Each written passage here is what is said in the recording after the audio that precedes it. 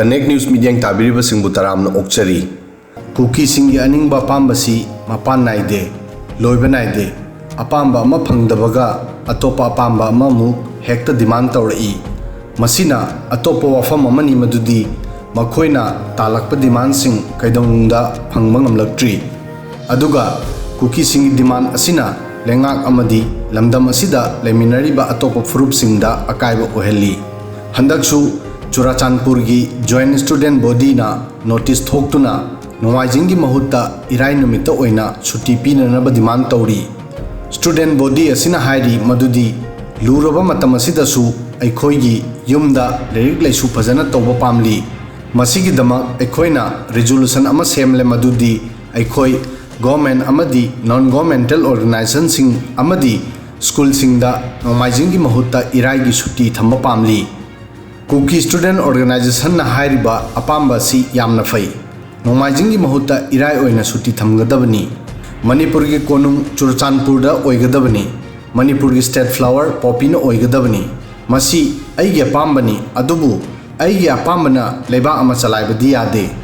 मियोबगे अपांबा अनिंगबा मपान नाइदे अदुबु मदु नियम अमगी मतुंग इन्ना अयाबो ओइगदबनी निंगक पंहाइद हाइबे यादे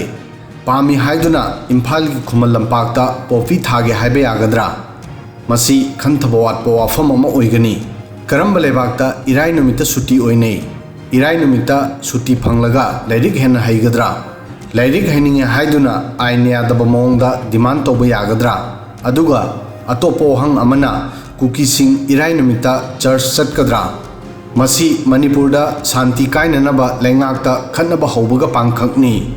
अदुबु लेंगाकना चुराचांदपुर बेस तौबा जॉइंट स्टूडेंट बॉडी ना थोकलिबा नोटिस अदु आइन की वांग मदनी हाइना फुंगलोख्रे मणिपुर की चीफ सेक्रेटरी बिनीत जोशीना स्टूडेंट बॉडी की नोटिस असिबु इलीगल नि हाइख्रे मागना हाइ असुगुंबा अनाउंसमेंट असि खंगना तौगे हाइना तौबनी मसी स्टेट असिदा शांति लेतना बसिनबनी मियामना मसिदा थाजगनु अदुगा नकल अमदा ट्राइबल लीडर्स फोरम ना सीएम बिरेंदा कांगलुप की इरान थोअनबगी मराल सुसीरी कुकी जो कम्युनिटी की organisation indigenous tribal leaders forum ITLF ना सीएम बिरेंदा मराल सिसीरी मदुदी मणिपुर की सीएम ना स्टेट असिदा कांगलुप की इरान थोअली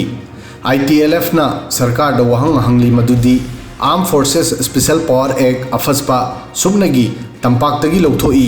चिंगी डिस्ट्रिक्ट सिंगदगी करिगी लौथोक्त्रिबनो सीएम बिरेन हाइरी महा की सरकार स्टेट असिदा इलीगल इमिग्रेंट बु कैदोंग द लौसिलोय स्टेट असिदा लेरिबा कांगलुप कुंथ्रा मरी हिस्टोरिकल रिलेशन बु ngakna thamba tangai fade Kuki सिंगी अपांबा मसिना सुलोइद्री सदर हिल्स की कुकी फुरुप अमना मणिपुर लेंगाकना सखंगदुना अमदी गेजेट नोटिफिकेशन थोक्तुना हौखिबा चही 2006 तगी स्टेट असिदा मही तंफम संगसिदा तमलकपदगी हौजिक मास्टर डिग्री की थाक फावबा तमलकलिबा मैते मेयकपु सदर हिल्स की एरियादा तमदनबा मैते मेयक की लाइरिक सिंग मै थारकली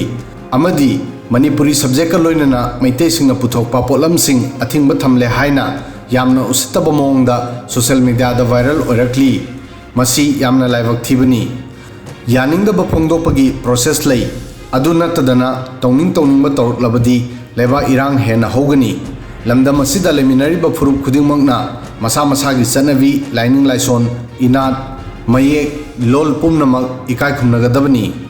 video असिदा ngasiगी matang soi fawbadang thagasari